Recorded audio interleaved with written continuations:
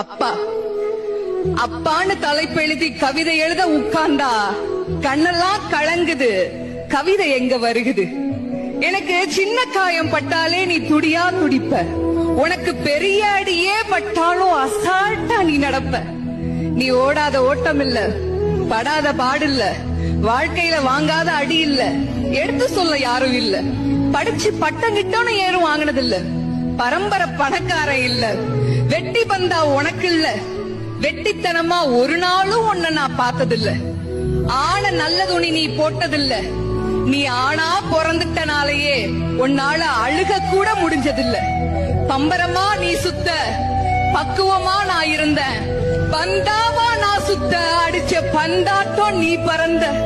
பத்திரமா என பாத்துக்க, படாத பாடு நீ பட்ட.